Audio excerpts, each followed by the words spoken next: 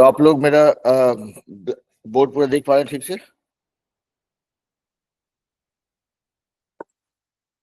Okay, चलिए। तो हम लोग जो है आज से कल जो मैंने क्लास लिया था वो तो सिर्फ ज्ञान था, उसमें मतलब कुछ काम की बात तो हुई नहीं थी। तो आज से एक्चुअली हमारा साइंस का क्लास स्टार्ट हो रहा है, इसलिए कल का मैंने वीडियो नहीं डाला था क्योंकि ऐसे भी थोड़ा 15-20 मिनट में हम लोग खत्म कर गए थे and then we did not talk anything meaningful. तो आज का क्लास से हम लोग मतलब आज से हम लोग 10th ग्रेड का साइंस स्टार्ट कर रहे हैं और फर्स्ट चैप्टर है आपका केमिकल रिएक्शन एंड इक्वेशन, मतलब रासायनिक प्रतिक्रिया और तो रासायनिक इक्वेशन क्या बोलेंगे हिंदी में? इक्वेशन को क्या बोलते हैं हिंदी में? Let me find it out for you guys. रासायनिक प्रतिक्रिया translate into Hindi chemical equation.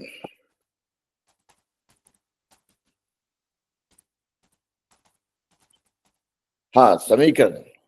वही हमको लगा कि ज्यादा पता चीज था, भूल कैसे गए। तो हम लोग आज करने वाले हैं, we are starting first chapter of 10th grade science which is called chemical equation and reaction.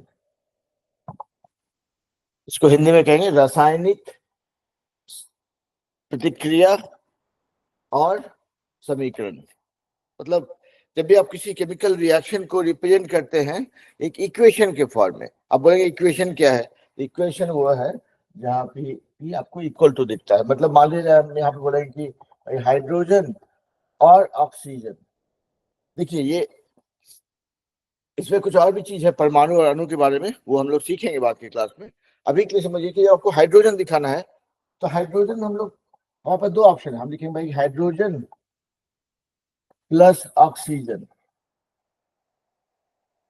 ये आप दिखाना चाह रहे हैं कि भाई हाइड्रोजन और ऑक्सीजन के बीच में कुछ काम हुआ है, उससे बना मान लीजिए इज इक्वल टू, मान लिया जाए आपका बना वाटर। पानी को आप लोग केमिकल फॉर्म में रिप्रेजेंट करते हैं ऐसे H2O, है ना? तो इसको अगर आप एक रिएक्शन के रूप में दिखाते हैं कि हाइड्रोजन और ऑक्सीजन मिलकर के बनाता है पानी, हाइड्रोजन और ऑक्सीजन मिला के बनाता है H2O। तो यहाँ पे देखिए, इसको इक्वेशन इसलिए बोलते हैं कि क्योंकि यहाँ पे इक्वल टू साइन है, तो उसको केमिकल रिएक्शन एंड इक्वेशन। तो ये इक्वेशन है जो कि जैसे आप लोग मैथ हम लोग पढ़ते थे कि 4x plus 3y equal to 19, ये एक लीनियर इक्वेशन है। मतलब इक्वेशन यानी कि ऐसा कुछ चीज जिसमें कि इक्वल टू साइन हो कहीं पर, ठीक है?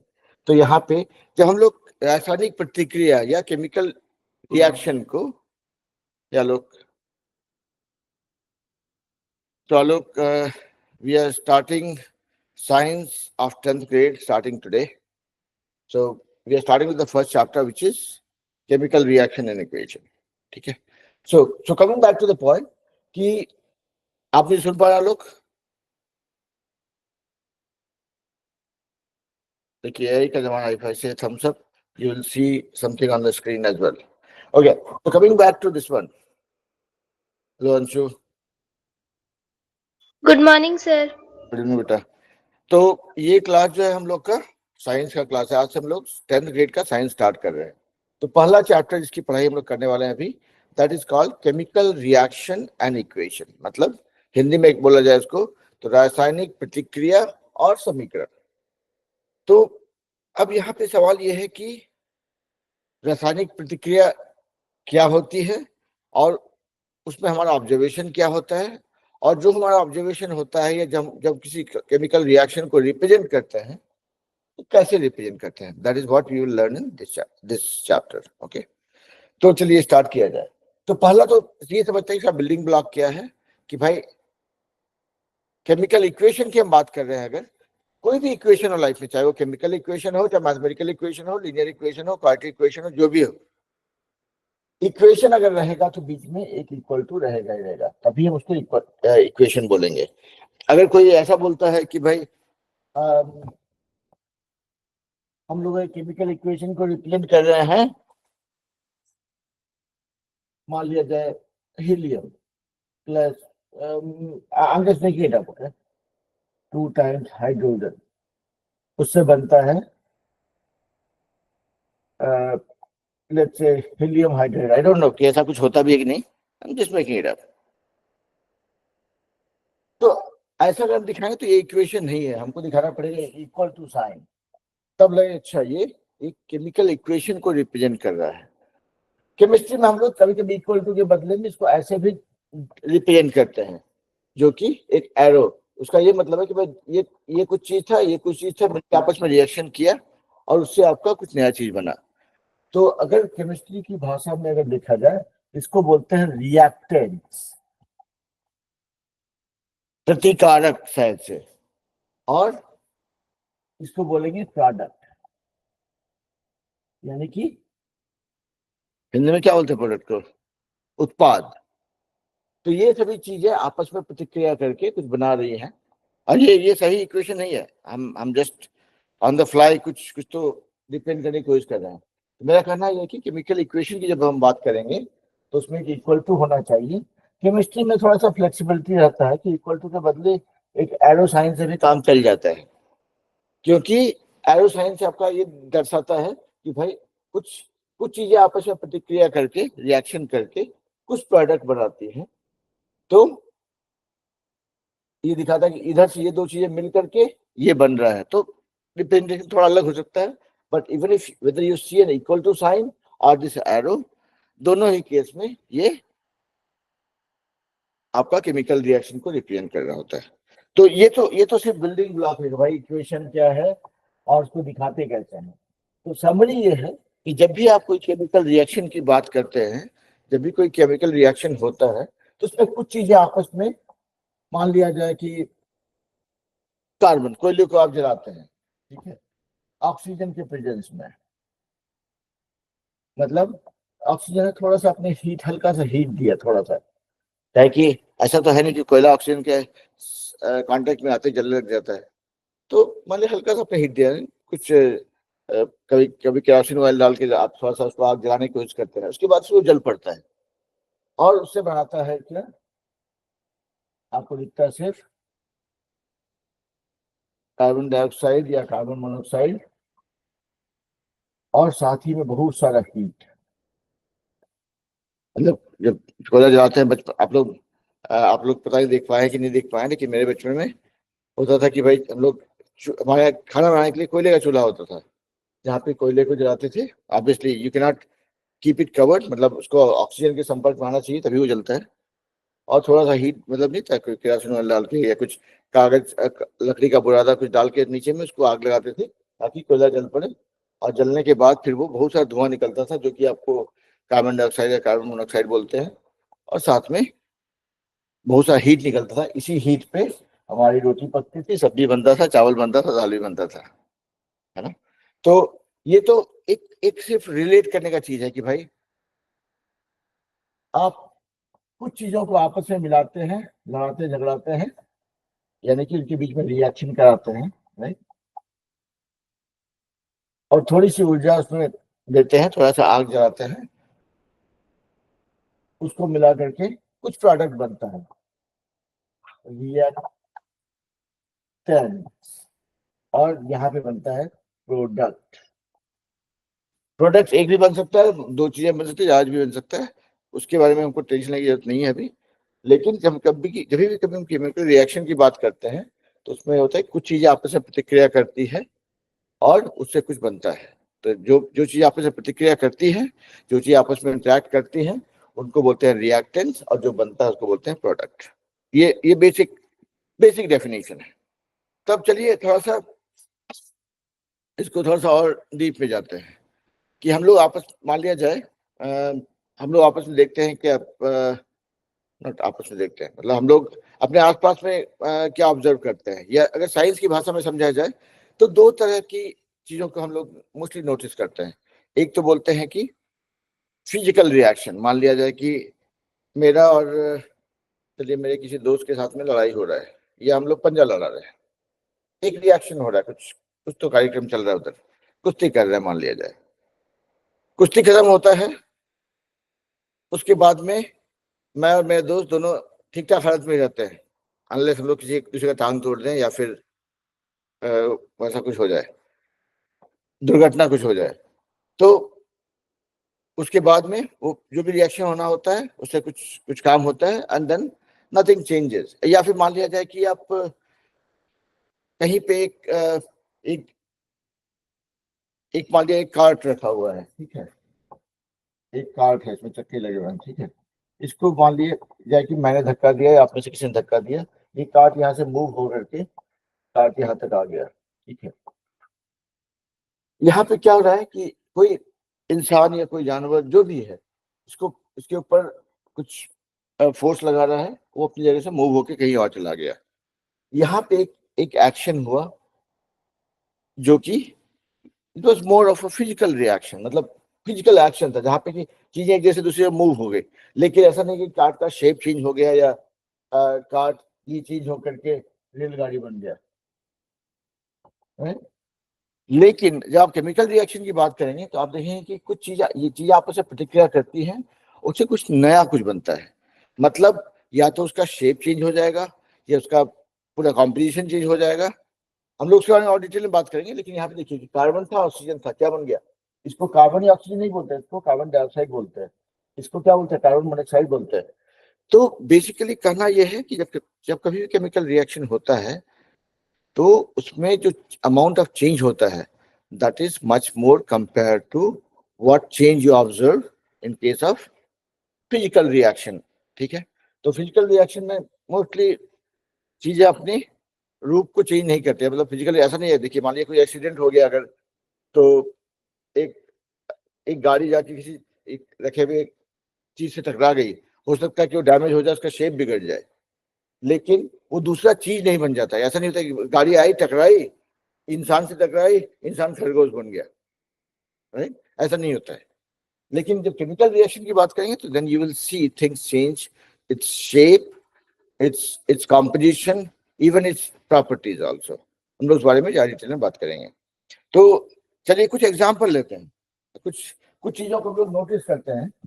आइए आज इसको बोलेंगे कि चलिए कुछ एक्टिविटी किया जाए, तब एक्टिविटीज की बात करेंगे। अभी तक सब कुछ ठीक ठाक चल रहा है, समझ में आ रहा है, या कुछ पानी से ऊपर तो नहीं जा रहा किसी के? ओके, ठीक है। अगर कुछ लगे कि सर नींद में कुछ बोल रहे हैं तो बताइएगा।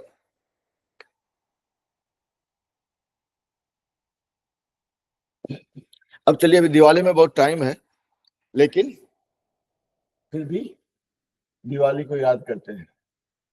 आप लोग देखे होंगे कि ऐसा या लंबी सी एक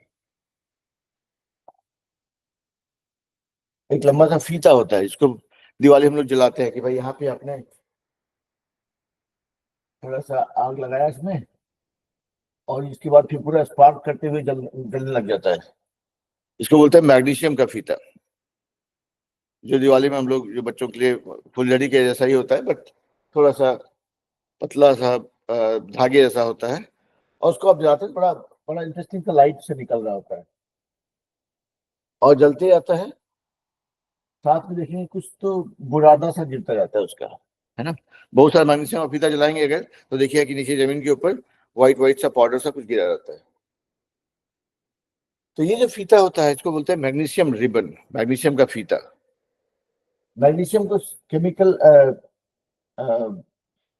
केमिस्ट्री के फॉर्म केमिकल फॉर्म में रिप्रेजेंट करते, उसका क्या बोलते हैं, पीरियोडिक टेबल के हिसाब से उसका सिंबल होता है Mg। कोई भी उतना आप मैग्नीशियम भी लिख सकते हैं, मैग्नीशियम मैग्नीशियम प्लस ऑक्सीजन, उसको जलाते हैं, उससे बनता है मैग्नीशियम ऑक्साइड प्लस, और भी हीट निकलता है, आग निकलती है।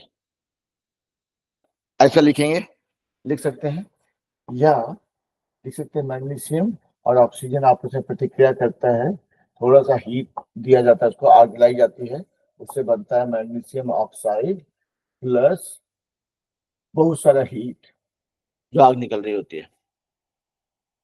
तो ये जो है इसको बोलते हैं हम लोग केमिकल इक्वेशन। केमिकल इक्वेशन लिखने का कुछ कुछ तरीका होता है, मतलब कुछ कुछ कन्वेंशन फॉलो करते हैं उसको। देखिए यहाँ पे अब ये मैग्नीशियम प्लस ऑक्सीजन से ऐसा बन रहा है, magnesium oxide plus heat.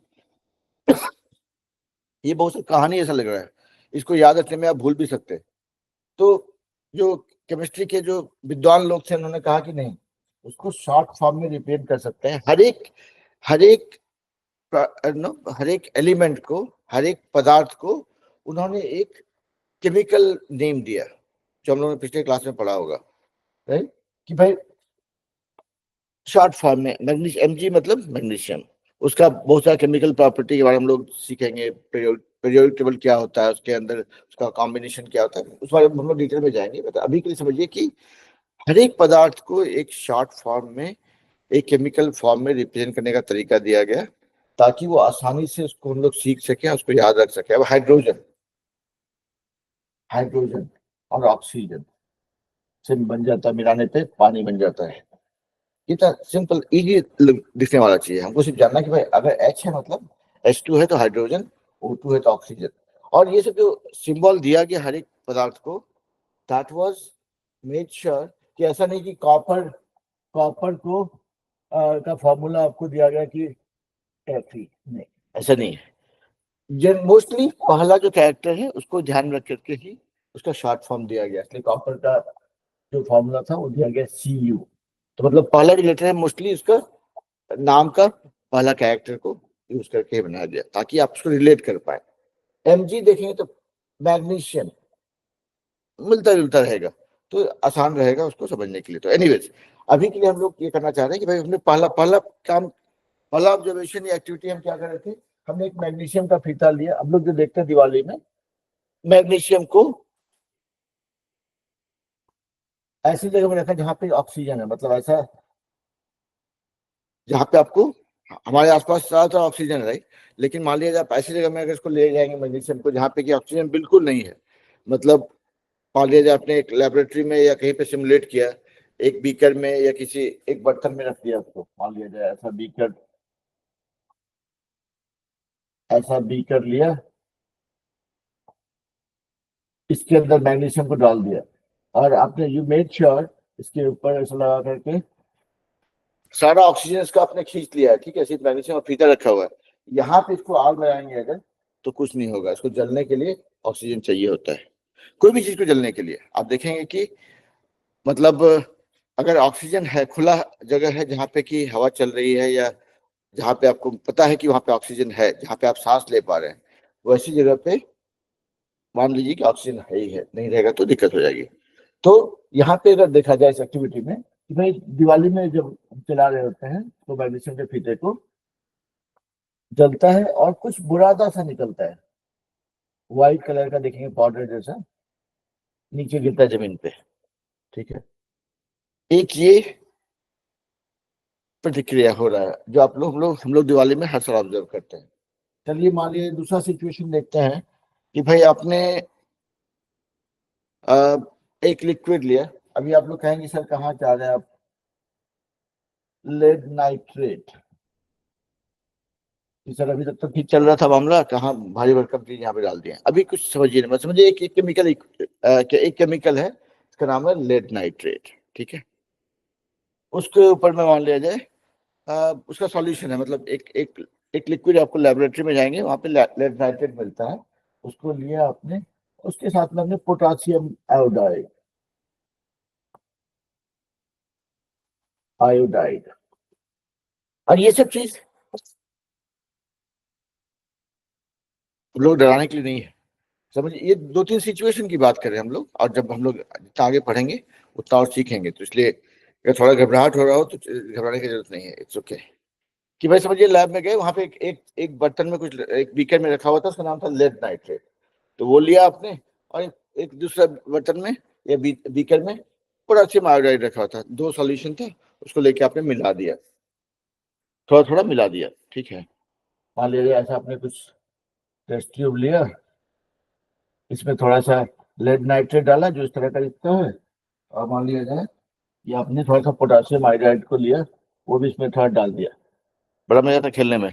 Lab में जाएंगे ना, अलग अलग तरह का लिक्विड रहता है, आपको खाली पता होना चाहिए कि भाई किसके साथ खेलना है किसके साथ नहीं खेलना है। कभी कभी गलत लिक्विड को डाल देंगे, मिला देंगे तो उससे एक्सप्लोजन भी हो सकता है। ठीक है, तो यहाँ पे लेड नाइट्रेट और पोटासियम आयोडाइड को मिला दिया आपने थोड़ा थोड़ा। एक ये दूसरा सिचुएशन है। मान लिया जाए तीसरा एक सिचुएशन लेते हैं कि एक मान लिया जाए बीकर लेते हैं। बीकर मतलब देखें कांच का बर्तन रहता है, वो जब बाहर से दिखेगा, जनरली लैब में देखेंगे आप सारा जो इक्विपमेंट रहता है वो ट्रांसपेरेंट इसका कांच का बना होता है, ताकि आप जो भी डालेंगे, जो भी प्रतिक्रिया होगी उसको बाहर से देख पाएंगे। ठीक है, तो इसमें मान लिया जाए कि कुछ छोटे छोटे दाने जो जिंक, एक पदार्थ होता है जिंक, जेडन बोलते हैं उसको, ठीक है, केमिकल नेम है उसका। उसका कुछ दाना को उसमें डाल दीजिए, मान लिया जाए बीकर में डाल दिया। ठीक है, उसके बाद उसके ऊपर मान लिया जाए थोड़ा सा आपने कुछ एसिड डाला। अब एसिड आप लोग को अगर ध्यान होगा तो हम लोग जो टॉयलेट साफ करने के लिए एक होता है ना एसिड डालते हैं भाई, कि उसको वो कचरा साफ कर देता है, वो पूरा गंदगी साफ कर देता है। और वो उसे कहीं पे आप डालते हैं तो वहां पे वो नहीं था, उससे आप देखते होंगे कि झाग निकल रहा होता है, और वो उस जगह को थोड़ा जलाता भी है, राइट। तो मान लिया जाए कि आपने कुछ ऐसा एसिड लिया, H2SO4, इसको बोलते हैं सल्फ्यूरिक एसिड। ये काफी पावरफुल होता है, बहुत जगह पे यूज होता है। Will get into details of this acids little letter. But अभी समझिए कि आपने कुछ एसिड ले, जिंक का कुछ ग्रेन्यूल्स को डाला, कुछ दाना, एक एक बीकर लिया, उसमें आपने जिंक के कुछ दानों को डाला, और उसके ऊपर मान लिया जाए आपने सल्फ्यूरिक एसिड या हाइड्रोक्लोरिक एसिड HCl, या तो ये डाला या फिर ये डाला, थोड़ा डाला उसके ऊपर, और उसको बीकर को जोर से हिलाया। आप देखेंगे उसके बाद मान लीजिए आपने, आप अगर बीकर को थोड़ा इसको शेक करने के बाद में अगर आप बीकर को टच करेंगे ना, बाहर से ही, लिक्विड में हाथ नहीं डालना है, एसिड में हाथ नहीं डालना है, दैट इज डेंजरस स्टफ। तो उसको सिर्फ बीकर को बाहर से टच कीजिए, आप देखेंगे क्या, ये थोड़ा हल्का सा गर्म सा लग रहा है। या आपने जैसे यहाँ पे मैग्नीशियम था, उसके ऑक्सीजन के पेजेस में थोड़ा सा उसको जलाया, एक माचिस का तीली से जलाया, लेकिन वो जल जल पड़ता है, और वो जब तक पूरा रिबन जल नहीं जाता है तब तक उसे आग निकल रहा होता है। उसके पास में आपको मतलब पता चलेगा कि हाँ वहां पे आग निकल रही है, मतलब हीट निकल रहा है उससे। ये पाउडर गिर रहा है और साथ में हीट निकल रहा है। उसी तरह लेड नाइट्रेट और पोटेशियम आयोडाइड को अपने एक बीकर में डाल के इसको थोड़ा शेक करेंगे, बाहर से सिर्फ बीकर को टच कीजिए, ये ट्यूब जिसमें आपने डाला है उसको बाहर से टच कीजिए, आप देखेंगे कि थोड़ा सा हीट निकल रहा है, मतलब वो गर्म हो रहा है वो थोड़ा सा। तो सोचेंगे पहले तो जब ये लेड नाइट्रेट का जहाँ पे था बर्तन में इसमें था, उसको बाहर से टच किया, वो तो गर्म नहीं था, ना ही पोटेशियम आयोडाइड गर्म था। लेकिन अभी जब दोनों को मिलाया जाए तो ये हीट कहाँ से आ रहा है। तो बेसिकली ये सब चीजें दिखाती हैं कि जब केमिकल रिएक्शन होता है उसमें कुछ चीजें आप ऑब्जर्व करेंगे। अभी उस समस्या के तरफ हम लोग नहीं जा रहे हैं कि भाई हीट कहाँ से आया, will come to know about it in more detail. But अभी के लिए समझना है कि अगर आप कुछ भी केमिकल रिएक्शन कराते हैं ना, तो दो चार चीजें आप ऑब्जर्व करेंगे। पहला ये है कि आपको दिखेगा कि जैसे ये सिचुएशन में क्या हुआ, मैग्नीशियम का फीता था, आपने जलाया, पाउडर बन गया। पहले वो कुछ सॉलिड सा दिख रहा था, रिबन, अभी क्या है, व्हाइट पाउडर बन गया एकदम छोटा छोटा छोटा। तो आप लिटरली मतलब उसका ज्यादा कुछ वजूद नहीं दिखेगा आपको, पॉन्ड्स पाउडर जैसा होता है उस तरह दिखेगा। उसको पॉन्ड्स जैसा यूज नहीं करना, लेकिन ये कहना चाह रहे हैं कि वो उसका शेप बदल गया, सॉलिड से पाउडर फॉर्म में आ गया। ये सब चीजों में जब यहाँ पे जिंक को इसमें मिलाएंगे H2SO4 के साथ में, तो वहां पे होता है कि वो पूरे धीरे करके घुल जाए उसमें। एसिड का वो एक प्रॉपर्टी भी होता है कि वो जो है चीजों को अपने में घुला देता है, गला देता है। जैसे इसलिए बोलते हैं भाई एसिड है जहाँ पे जो जो हम लोग टॉयलेट क्लीन करने में यूज करते हैं, कि उसको अपने बॉडी पे मत पड़ना है, तो होता है कि वो चमड़ा जला दे या गला दे थोड़ा, है ना, डिपेंडिंग ऑन कितना स्ट्रांग है वो। तो कहने का ये मतलब है कि जब भी कोई केमिकल रिएक्शन होता है तो उसमें आप ऑब्जर्व करेंगे कि उसका या तो शेप चेंज होता है, या फिर उससे कभी कभी धुआं निकलेगा, आपको आपको दिखेगा कि से कुछ भाप निकल रहा है। या फिर तीसरा है कि उससे आपको उससे लगा आपको कि इससे हीट भी निकला है, मतलब गर्मी निकल रही है उससे। तो बेसिकली कभी कोई केमिकल रिएक्शन में तीन चीजें होने की संभावना है, या तो कुछ एक चीज होगी, दो चीज होगा, या तीनों के तीनों देखेंगे। एक तो या तो उसका शेप चेंज हो सकता है, उसका केमिकल शेप या केमिकल कॉम्पोजिशन चेंज हो सकता है, उससे आपको गैस निकलता हुआ दिखेगा, या फिर आपको उससे आपको पता चलेगा कि हाँ वो थोड़ा गर्म हो गया, उससे थोड़ा हीट भी निकल रहा है उस पूरे रिएक्शन में। अब अपने आसपास में चीजों को आप देखोगे, आप जैसे एक मान लिया जाए, एक एप्पल लेकर के आज खरीदा और वो पड़ा रहा 2 दिन, 4 दिन, 5 दिन, 10 दिन, 15 दिन, उसका देखेंगे धीरे धीरे करके वो सूखने सिकुड़ने लग जाता है, और उसका रंग रूप भी बदलने लग जाता है, और कभी कभी उससे एक अजीब सी बदबू आ रही होती है। तो that's an example of a chemical reaction जो हम लोग ऑब्जर्व नहीं करते हैं। बोले सारे केमिकल रिएक्शन तो लेबोरेटरी में होता है, ये घर में पड़े पड़े केमिकल रिएक्शन कैसे हो गया? तो केमिकल रिएक्शन लेबोरेटरी में तो कंट्रोल्ड वे में होता है, केमिकल रिएक्शन हमारे चारों तरफ हो रहा होता है। आप जो खाना खाते हैं, आप मतलब हम लोग सभी लोग जो खाना खाते हैं, वो पेट के अंदर जाता है, हमारी बॉडी का जितना केमिकल है उसका हिसाब नहीं है, मतलब जितना एंजाइम्स और वो सब में अलग अलग तरह का केमिकल्स है। खाना आप खाते हैं, धीरे धीरे बॉडी के अंदर जाता है, वहां पे उसका बॉडी का अपना कार्यक्रम शुरू होता है, दैट स्टार्ट एक्टिंग ऑन दो दैट फूड जो हम खाना खाते हैं, उसको पचाना शुरू करता है, उससे उससे हीट निकलती है। जो जो खाना खाने का हमारा मेन पर्पस क्या होता है कि हमको बॉडी को एनर्जी चाहिए होता है, हीट चाहिए होता है। तो वो खाने को डाइजेस्ट करके वो एंजाइम्स उससे हीट बढ़ाता है जो आपको बॉडी को चाहिए होता है, और उसका अलग अलग प्रोडक्ट बनता है जो जो आपके बॉडी को डिफरेंट चीजों में लगता है, और जो फालतू चीजें वो निकल जाता है। ठीक है, तो वो भी एक केमिकल रिएक्शन जो हम लोग देखते हैं। आप कोई भी खाना बनने के बाद बोलते तुरंत खा लो, क्यों? नहीं खाओगे तो गड़बड़ा जाएगा। गड़बड़ा जाएगा मतलब उसका केमिकल स्टेट चेंज हो जाएगा, उसका होता है कि उसको वो उसका शेप बदल जाए, वो गल जाए, सड़ जाए। उसका खाने के लिए हम खाते हैं वो चीजों चीजों को जो जो हमारे बॉडी के लिए अच्छा होता है, जो हमारे अ, शरीर को वो पौष्टिक चीजें देता है जो कि जो हमारा हेल्थ से बनता है, या आपको एनर्जी मिलता है। अगर वही जो है सड़ के ऐसा चीज बन के जाए जो जहरीला हो जाए, तो हो सकता है फूड पॉइजनिंग हो जाए, उसका आपको फायदा कम नुकसान ज्यादा हो जाए। करेक्ट? तो बेसिकली मेरा ये कहना है कि ये सारा जो केमिकल रिएक्शन है वो हमारे चारों तरफ है, जो हम लोग डे टू डे लाइफ में ऑब्जर्व करते हैं। ठीक है, तो मतलब जरूरी नहीं है कि आपको हमेशा लैब जाके ही केमिकल रिएक्शन ऑब्जर्व करें। आपको अपने आसपास भी चीजों को अगर ध्यान से देखेंगे, हर एक सब्जी, हर एक खाना, हर एक फल, हर एक चीज जो हमारे पास पड़ी होती है, उसको बोलते हैं जल्दी से खा लो, नहीं तो इसके साथ लफड़ा हो सकता है। वो लफड़ा कुछ और नहीं है, वो केमिकल रिएक्शन है। वो इसलिए होता है क्योंकि हमारे आसपास में ऑक्सीजन हमेशा होता है, और ऑक्सीजन जो है हमारी लाइफ के लिए इतना इंपॉर्टेंट है, वो सिर्फ हमको सांस लेने में मदद नहीं करता है, वो बाकी चीजों के साथ भी काम कर रहा होता है। मतलब आप मान लिया जाए सिर्फ लोहे का रॉड को आप हवा में छोड़ दीजिए, क्या देखते हैं? जंग लग गया उसके ऊपर, महीना, 2 महीना, 4 महीना, 6 महीने के बाद। क्यों? क्योंकि जो ऑक्सीजन का रॉड है, ये मान लिया जाए, सॉरी, लोहे का रॉड जो है, छड़ है अगर, इसका जो ऊपर का सरफेस है, ये क्या हो रहा है, इसके आसपास चारों तरफ ऑक्सीजन है, हमारे चारों तरफ ऑक्सीजन है जो हम सांस लेने के काम आता है, राइट? तो ये जो ऑक्सीजन है वो इसके संपर्क में आता है। अच्छा, लोहा,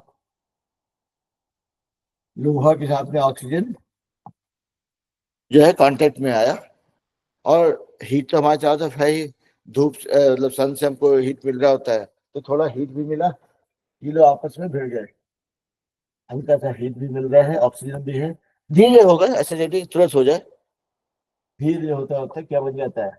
आयरन ऑक्साइड। वही जो है जंग जैसा, मतलब लोहे का एक डिस्टॉर्टेड फॉर्म, मतलब जो सिर्फ आपके सरफेस पे जो थोड़ा सा प्रतिक्रिया हुआ है उसके, उससे बन गया, सरफेस पे बन गया आयरन ऑक्साइड। अंदर का लोहा फिर भी सेफ है, लेकिन ऊपर जो जंग लग गया है, दैट इज, जंग लग गया मतलब वो एक्चुअली दूसरा सामान बन गया, उसको बोलता है आयरन ऑक्साइड। वो ऑक्सीजन के साथ में लड़ भिड़ करके उसने वो बनाया। सो दैट इज जो जो पूरा रस्टिंग का प्रोसेस है, जंग लगने की प्रक्रिया है, that is nothing but a chemical reaction. हाँ, यहाँ तक कोई दिक्कत? एंड कृपाल मंडल और धीरेन्द्र मिश्रा, और विकास मंडल। आप लोग आज थोड़ा एक्चुअली क्लास का टाइमिंग थोड़ा सा मैंने चेंज किया था बिकॉज मुझे सोने में काफी लेट हो गया था कल। तो आप लोग का इंग्लिश क्लास जो है वो 6:30 से स्टार्ट होगा, और अभी जो है साइंस क्लास चल रहा है जो कि 5:30 से 6:30 होगा, मतलब अ, और आधा घंटा उसके बाद आप लोग का इंग्लिश क्लास स्टार्ट होगा। तो जो लोग अगर साइंस जो है परेशान कर रहा हो अगर, तो आप लोग आधे घंटे के बाद ज्वाइन कर सकते हैं। आधा घंटा मतलब 25 मिनट के बाद, है ना? ओके, तो चलिए, ये तो था समझने का कि भाई केमिकल रिएक्शन क्या होता है, what do we mean by chemical reaction and what is the difference between chemical reaction and physical reaction. ठीक है, केमिकल रिएक्शन होता है तो क्या क्या ऑब्जर्वेशन है कि भाई हीट निकलता है, शेप चेंज हो सकता है, कुछ गैस भी निकल सकता है। तो ये सब तो था कुछ बेसिक गाइडिंग प्रिंसिपल जो बताता है कि भाई केमिकल रिएक्शन और में मतलब what do we observe and how do we relate it with that. तो अब आते हैं कि भाई ये सब तो ज्ञान तो ठीक है कि भाई केमिकल रिएक्शन, केमिकल इक्वेशन क्या होता है, समझ गए। लेकिन अब इसको पढ़े लिखे लोग, साइंटिस्ट लोग इस चीज को कैसे आगे लेके जाते हैं। जो भी हमारा लर्निंग है केमिकल रिएक्शन के बारे में, उसका रिप्रेजेंटेशन कैसे होता है। तो सबसे पहला चीज बोलते हैं भाई आज ये चैप्टर जो है talks about chemical reaction and equation, मतलब रासायनिक प्रतिक्रिया और रासायनिक समीकरण। अब before I move on, Aditi, Anshu, Alok, Adarsh Nagar से बच्चे लोग, धीरेन्द्र भी हैं, तो आप लोग को समझ में आ रहा है जो हम लोग बात कर रहे हैं? एवरीथिंग इज क्लियर और there is anything which is little ambiguous? All clear? Anshu आपको क्लियर बेटा? आदर्श नगर से बच्चे लोग, Anmol, Kavita, Rani, Sonia, everybody clear? Okay. तो अब हमको जो जो नाम याद है हम बोल दिए। हमको एक नाम तो याद है, कविता, वो मेरी वाइफ का नाम है। अनमोल है, हमेशा रेगुलर रहती है क्लास में, तो ये दो नाम तो पक्का था। बाकी रानी, सोनिया जो था वो हम गेस कर रहे थे कि भाई रानी तो होंगी क्लास में आज। ओके, चलिए जो भी बच्चे हैं रिगार्डलेस ऑफ द नेम, जो भी हम लोग बात कर रहे हैं शुड बी रिलेटेबल, क्योंकि साइंस, इसे मैं कहता हूँ कि मैथ ऐसा सब्जेक्ट है जहाँ पे आप कुछ अज्यूम नहीं कर सकते। It's all about you calculating it and believing कि वो सही है या नहीं। उसी तरह से साइंस ऐसा सब्जेक्ट है जहाँ पे कि आप you can actually experience it. मतलब जो भी हम सीखते हैं, जो भी आप जानते हैं, उसमें आपको कुछ अज्यूम नहीं करना कि हाँ ऐसा हुआ। जैसे मान लीजिए हिस्ट्री में, अब मान लीजिए पढ़ते हैं भाई अकबर ने क्या क्या किया था, अच्छा या बुरा। अब वो तो आप उतना ही जानेंगे जो कि अ, जो कि आप किताब में पढ़ेंगे। कल को अगर किताब लिखने वाले ने घपला कर दिया कि भाई अकबर बदमाश आदमी था, अकबर अच्छा आदमी नहीं था, तो अब उसी को मानना पड़ेगा। There is no way you can prove it. मतलब कहीं सुनी बात पे आपको विश्वास करना पड़ेगा। But science gives you the flexibility of you being your own master, meaning आपने कुछ सुना, कुछ सीखा, आप बोलेंगे भाई रुको, हम थोड़ा देख करके बताते हैं कि जो बोला जा रहा है उसमें कितना वजन है, कितना दम है। And that is what we do in laboratories to check it and then believe it. Newton ने न्यूटन्स लॉ ऑफ मोशन बताया, चले गए, लेकिन वो Newton's law of motion every day gets proven, every day people experience it, every day people revalidate and say कि हाँ Newton ने जो बताया था उसमें घपला नहीं था। ठीक है, तो ऐसा जो होता है, बहुत सारे साइंटिस्ट लोगों को नोबेल प्राइज मिल जाता है। नोबेल प्राइज मिल जाता है, ऐसा नहीं कि आप कुछ भी ज्ञान दे करके, कुछ थ्योरी देकर निकल जाए कि हाँ भाई ये बड़ा बढ़िया चीज बताया, उसको नोबेल प्राइज मिल गया, उसके बाद समय के साथ साइंटिस्ट निकल गए मतलब एक एज के बाद हम लोग सबको को कहीं ना कहीं जाना है, राइट? तो निकल गए, उसके बाद अब तो उल्टा पल्टा थ्योरी था, अब क्या करें, चलना पड़ेगा, अब पूछ नहीं सकते, मानना ही पड़ेगा। ऐसा नहीं है, science is something that gets proven every day.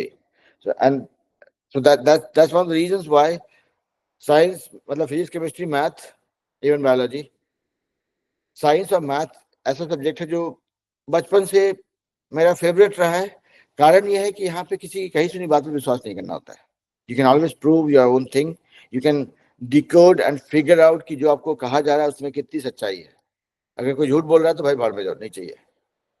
अगर लगा कि हाँ काम का इंफॉर्मेशन है तो then that becomes your concept. Anyways that was the background of it. तो अभी हम लोग बात कर रहे थे कि भाई केमिकल रिएक्शन और केमिकल इक्वेशन का बेसिक अंडरस्टैंडिंग क्या है। अब केमिकल इक्वेशन एग्जैक्टली इसका क्या रोल है। हम जब केमिकल रिएक्शन की बात कर रहे हैं, बात किया कि भाई खाना खाना पचाना, कोई भी फल सब्जी दूध दही जो भी बाहर रखते हैं उसमें हवा में छोड़ देंगे, अगर फ्रिज में नहीं रखा आपने तो उसके साथ कुछ ना कुछ लफड़ा हो जाता है, फिर वो खाने लायक नहीं रहता है। उसी तरह से डिफरेंट केमिकल्स को आप लोग, जैसे हम लोग ने देखा कि भाई जिंक और नो पोटासियम आयोडाइड को, सॉरी जिंक और सल्फ्यूरिक एसिड और हाइड्रोक्लोरिक एसिड के साथ में रखा तो उसके साथ कुछ तो बीकर गर्म हो गया, या आपने हाइड्रोजन ऑक्सीजन को आपस में मिलाया तो पानी बन गया। वो सब चीज तो समझने के लिए कि भाई ठीक है, these are theory, but how do we represent that, that is what chemical equation gives अस।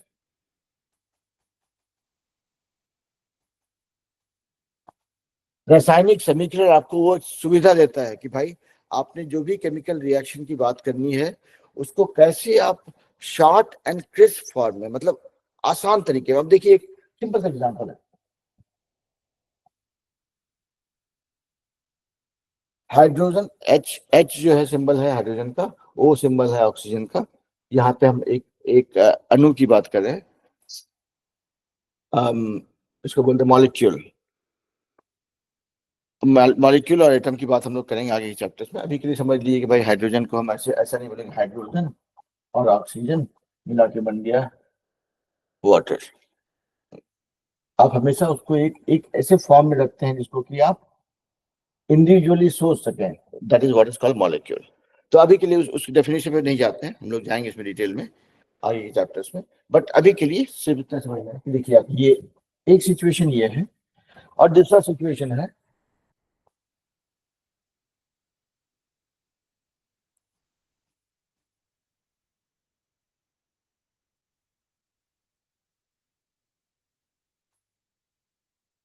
आप इसको देखें और इसको देखें, पहला सिचुएशन वर्सेस दूसरा सिचुएशन। ये वाला वो कहानी है जो हम आप लोग को रोज सुनाते हैं हर एक क्लास में, कि जब जब जब हम थोड़ा इमोशनल हो जाते हैं तो हम बहुत सारा ज्ञान देते हैं आप लोग को, राइट। ये वो ज्ञान है जहाँ पे आप रिलेट नहीं कर सकते हैं। आप इसको देखेंगे तो दिस इज मोर साइंटिफिक। आपको यहाँ पे सीधा हिसाब किताब दिखता है, अच्छा हाइड्रोजन ऑक्सीजन था, हाइड्रोजन ऑक्सीजन का कुछ बना, कॉम्पोजिशन अलग अलग है लेकिन इससे ही ये बना है। अब यहाँ पे अगर इसको जोड़ेंगे हाइड्रोजन और ऑक्सीजन, ये वाटर पानी कहाँ से आ गया, आपको कुछ रिलेट करने से नहीं दिखता है, मतलब it doesn't look like a scientific representation.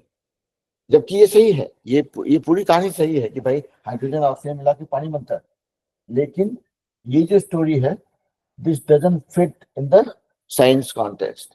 तो इसीलिए केमिकल इक्वेशन को रिप्रेजेंट करने का हमेशा एक स्टैंडर्ड तरीका होता है, where we use the chemical symbol of the of the reactants. ये रिएक्टेंट्स है, मतलब जो जो प्रतिकारक है, और ये प्रोडक्ट है जो उत्पाद बोलते हैं हिंदी में। तो ये चीजें आपस में प्रतिक्रिया करके ये बना रही हैं, और इसको दिखाने के लिए एक स्टैंडर्ड तरीका होता है जिसको हम लोग बोलते हैं केमिकल इक्वेशन। आप देखोगे, इसको देखो, ये वाला थोड़ा स्ट्रेसफुल लगेगा, अरे यार इसको अगर थोड़ा सा स्पेलिंग मिस्टेक हो गया तो कांड हो जाएगा। यहाँ पे H2 और O2 इसमें स्पेलिंग मिस्टेक क्या ही होगा। तो अगर थोड़ा अंग्रेजी कमजोर हो मेरे जैसा तो आपको लगेगा चलो इसमें काम बन जाएगा, इसमें कुछ स्पेलिंग याद रखने की जरूरत नहीं है।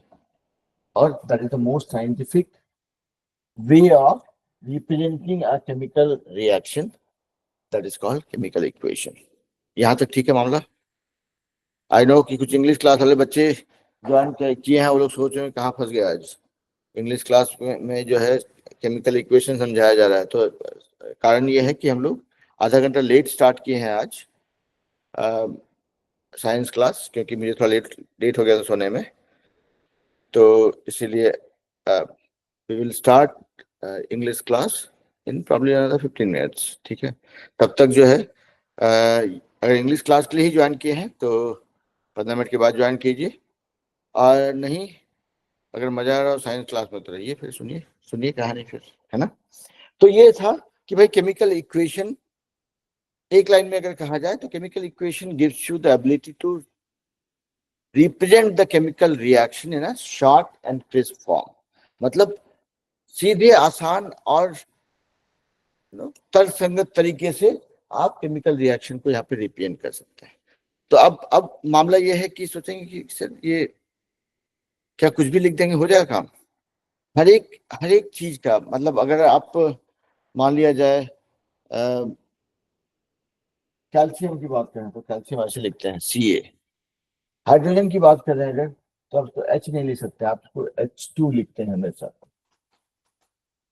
ऑक्सीजन की बात करें तो आपको O2 लिखते हैं हमेशा। अब कार्बन मोनोऑक्साइड ऐसा होता है, कार्बन डाइऑक्साइड, कार्बन डाइऑक्साइड ऐसा होता है। तो इसको अगर मतलब I can continue on this one, but एक चीज थोड़ा सा समझना जरूरी है कि ये सब जो हम लोग यहाँ पे देख रहे हैं, these are called molecules। मतलब they can exist by itself. अगर आप ऐसे बात करेंगे ना, सिर्फ H वर्सेस H2, ये है हाइड्रोजन का एक एटम, एक परमाणु जो अपने आप में एग्जिस्ट नहीं कर सकता है। अकेले आप सोचेंगे कि एक हाइड्रोजन का आइटम लेके हम खेल लेंगे उसके साथ में, नहीं खेल सकते। आपको खेलने के लिए चाहिए होगा वो, it's the very very active state, you cannot deal with it alone. आपको चाहिए होगा वो एक स्टेबल स्टेट में, जहां पे कि कैसे करेंगे, मान लीजिए कि मेरे को अगर सर दर्द हो रहा हो और तभी हमको पढ़ाना होगा, तो शायद नहीं पढ़ा पाए, क्योंकि हम एक बहुत ही डिस्टर्ब स्टेट में हैं। हमको जल्दी से सर दर्द ठीक करना है अपना, ठीक है। और वो जो हम बोलना चाह रहे हैं, जो एग्जांपल दे रहे हैं, उसको हम लोग ज्यादा रिलेट कर पाएंगे when we will talk about it. But अभी के लिए let's stay with the lame example that I am giving right now, कि अगर मेरा सर दर्द हो रहा है तो आप हमको बोलेंगे चलो भाई सर थोड़ा साइंस का क्लास ले लीजिए, तभी मेरा वो प्रायोरिटी नहीं है साइंस क्लास लेना। अगर सर दर्द मेरा हो रहा है तो हमको पहले भाई जल्दी से दवाई खा लेते हैं, सर दर्द ठीक हो जाए तो दिमाग काम करना शुरू करेगा पढ़ाने के लिए। तो वही सिचुएशन है। अगर आप ऐसे हाइड्रोजन को देख रहे हैं, समझिए कि इसको सर दर्द हो रहा है अभी, ये जो है अभी इसको पानी, ऑक्सीजन साथ मिला के पानी नहीं बना पाएंगे।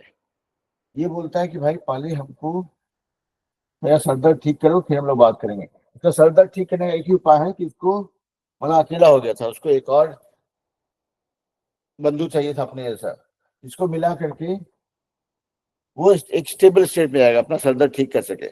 इसको बोलते हैं मॉलिक्यूल। तो मॉलिक्यूल जो है, किसी भी पदार्थ का मॉलिक्यूल वो एक सबसे छोटा रूप होता है जहां पे वो अपने एक स्टेबल स्टेट में होता है। बहुत सा चीज जो है अकेले में भी स्टेबल होता है। बहुत सारे देखेंगे आप लोग, हम लोग के बीच में बहुत सारे ऐसे एंटी सोशल लोग होते हैं जिनको दोस्त नहीं चाहिए होते हैं। ठीक है, वो अकेले भी जी लेता है। बहुत सारे हमारे से लोग होते हैं जो लोग फैमिली वाले लोग होते हैं, सोशल लोग होते हैं कि भाई हमको दोस्त लोग चाहिए, अपने आसपास के लोग चाहिए, बच्चों से बात करना चाहिए, परिवार होना चाहिए। तो ये सभी मौलिक, ये सब जो देखिए वो सब सोशल लोग हैं। एक से ज्यादा परमाणु एक साथ में है तभी वो खुश रहते हैं। ये भाई साहब जो है लोनली है, इनको अकेले रहना बड़ा मजा आता है। हो सकता है साइंटिस्ट हो। ये भाई साहब भी हमारे आपके जैसे सोशल लोग हैं, इनको अपने साथ में कुछ लोग चाहिए होते हैं। तो basically what I am trying to say here is कि जब भी आप केमिकल इक्वेशन की बात करेंगे, you will deal with molecules, not with atoms। मतलब ऐसे, अब यहाँ देखिए ये क्या है, सोशल एक्टिविटी है, तो आपको सोशल लोग चाहिए होंगे ना, तभी तो इवेंट में मजा आएगा। तो ये सभी मॉलिक्यूल्स हैं जो सोशल एनिमल्स हैं, ठीक है। आप ऐसा नहीं बोल सकते हो कि भाई एक फंक्शन है, उसमें एक सोशल आदमी और एक एंटी सोशल आदमी आकर के मस्त परफॉर्म किया स्टेज पे, बढ़िया स्टेज पे परफॉर्म किया, नहीं हो सकता है। You need everything in the right state to perform the reaction. So you need one molecule of, maybe two molecules of hydrogen, one molecule of oxygen। लेकिन अभी तो हम लोग उस पर नहीं जा रहे हैं अभी तक। अभी तो हम लोग ये बोल रहे हैं कि भाई ये भी मॉलिक्यूल फॉर्म में चाहिए, ये भी मॉलिक्यूल फॉर्म में चाहिए, ये तो आपस में रिएक्ट करके तीसरा मॉलिक्यूल बनाएंगे, एक तीसरा पदार्थ बनाएंगे, ठीक है। तो मॉलिक्यूल मतलब समझिए कि सबसे स्टेबल स्टेट होता है किसी भी केमिकल एलिमेंट का, ठीक है, जहाँ पे उसको हड़बड़ी नहीं होती है कि कुछ करना है जल्दी से। ये लोग स्टेबल स्टेट में या अकेले भी शांति से पड़े रह सकते हैं जब तक आप उसको छेड़ोगे नहीं, जब तक आपने इसमें, अब जिसे मान लिया जाए मैग्नीशियम और ऑक्सीजन का बात कर हम लोग कर रहे थे अभी, मैग्नीशियम ये भी शांत है पड़ा हुआ, उसको टेंशन है लाइफ में। ऑक्सीजन तो हमारे पास है ही है, वो भी अपना काम कर रहा है। जब आप उसको हल्की सी चिंगारी देते हैं कि भाई एक, आपने माचिस जला करके मैग्नीशियम फीते पे लगाया, तो आपने इसको दोनों को जगाया, और तब वो रिएक्शन हो करके उसने जल करके मैग्नीशियम ऑक्साइड दिया और साथ में और भी हीट जनरेट किया। अगर आप मैग्नीशियम के फीते को ला करके घर में रखे रहेंगे तो हो सकता है इस दिवाली में लाए तो उस दिवाली के बाद भी जला सकते हैं उसको। जब तक आप उसको छेड़ नहीं रहे हैं तब तक वो ठीक ठाक पड़ा रहेगा। ऑक्सीजन है उसके पास, लेकिन वो खुद से रिएक्शन नहीं करता, उसको थोड़ा जगाना पड़ता है, उसके लिए आपको आग लगती है। तो ठीक है, तो this was the probably little longer description of what is a chemical equation। हम लोग उसके बारे में और भी पढ़ेंगे कि भाई कैसे केमिकल इक्वेशन लिखते हैं, कैसे उसको बैलेंस करते हैं, कैसे डिफरेंट सिंबल्स को लिख करके रिप्रेजेंट किया जाता है उसका किस स्टेट में। अब मैं मान लिया जाए कि एक एग्जांपल आप लोग और देते हैं before I let you guys go and take a little break before we get to the English class.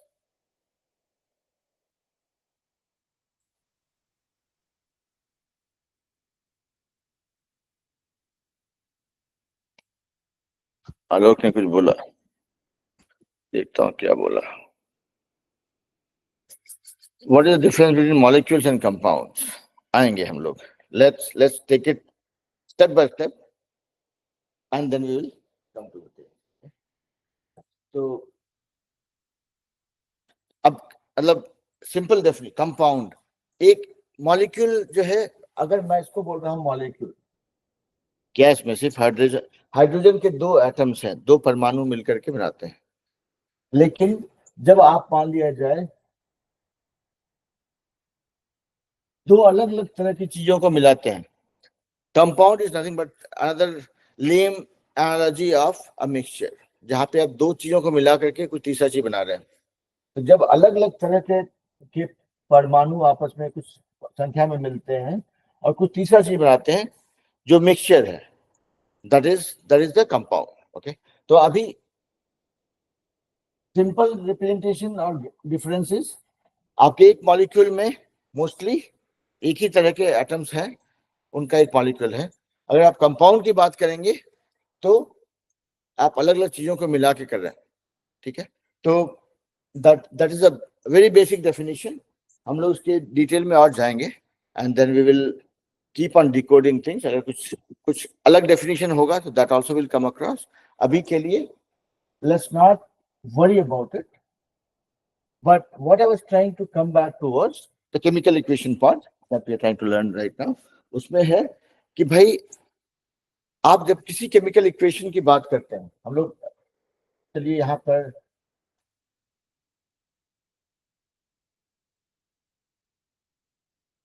इसको थोड़ा कंफ्यूज नहीं करता हूँ, यहाँ पे मान लिया जाए मैं लिखता हूँ ऐसे, ऐसा।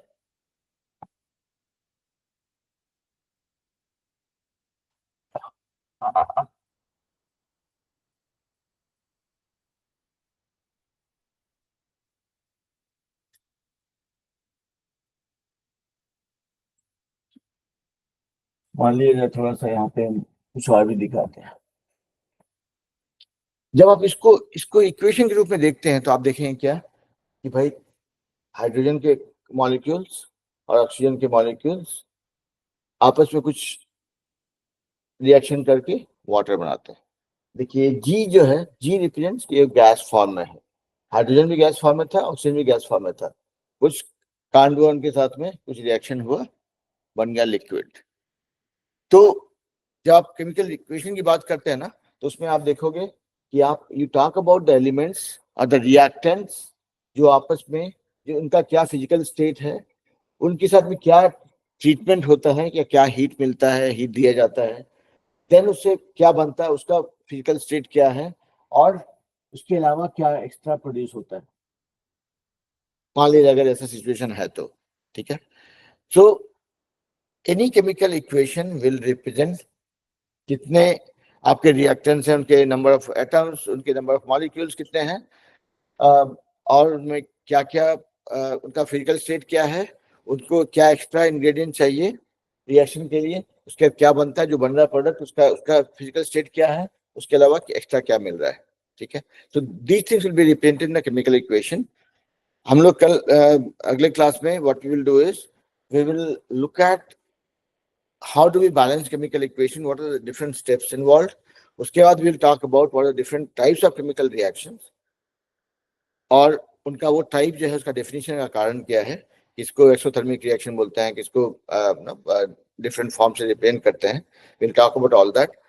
तो अभी समझिए कि हम लोग मैथ जो कर रहे थे मैथ ही कर रहे हैं but with a chemistry angle to it, ठीक है। तो that is where you will find these chemical equations being somewhat similar to math like thing but with a chemistry flavor, ठीक है। आलोक, आप कुछ और बोलना चाह रहे हैं मॉलिक्यूल और कंपाउंड के बारे में तो बता दीजिए, if you have a different definition. नहीं, ओके। क्योंकि देखिए एक एक चीज ध्यान रखिएगा कि यहाँ पे we all as a group कितना अच्छा करेंगे, that will be function of how we are all contributing towards our learning experience. Meaning कि मैं कुछ बताऊंगा, हो सकता है सही बताऊं, कभी कुछ गलत भी बताऊंगा, आप में से जो उसको सही तरीके से जानते हैं उसको करेक्ट करेंगे और बताएंगे सर ये वाला ऐसे नहीं ऐसा होता है, क्योंकि हम जो पढ़े हैं वो 30 साल पुराना है। अभी हम डेली नहीं पढ़ते हैं, आपको पढ़ाने के लिए हम दोबारा रिवाइज करते हैं, देखते हैं कि भाई क्या कॉन्सेप्ट है। तो अगर कहीं पे कुछ छूटे, कुछ कमी रहे तो आप लोग को करेक्ट करना है, because not only for yourself, आपका ऐसा नहीं कि हम कुछ भी पढ़ा दें, आप मान लिए भाई सर ने बता दिया हो गया, आप भी उसको करेक्ट करेंगे, आप भी उससे सीखेंगे एंड देन आप उसी शेयर भी करेंगे, तो देन यू विल सी कि आपका नॉलेज भी कंफर्म हो रहा है, बाकी लोगों का भी कलेक्टिव नॉलेज जो है बढ़ता जा रहा है। And let's make sure that we are focusing on learning from each other, because अगला 3 महीना के बाद में हम लोग we are getting into IIT preparation mode, तो वहां पे और भी ज्यादा कंट्रीब्यूशन की जरूरत पड़ेगी। आप लोग सिर्फ मेरा ज्ञान प्रवचन सुन के जाओगे तो कुछ फायदा नहीं होगा। once you start contributing, once you start challenging, once you start sharing what you know, once you start exchanging some interesting ways of solving different problems, आप देखोगे कि हमारा ये जो ग्रुप होगा this will become the one of the most powerful group when it comes to doing something significant, ठीक है। So with that being said, I will let you guys go and take a quick 5-minute break. हम लोग chemical equation का बाकी concepts को continue करेंगे, अगले class में कंप्लीट कर हो जाना चाहिए, but with some examples, some practice. उसके बाद फिर we will move on to, I mean we will keep moving on to following chapters. Any questions so far?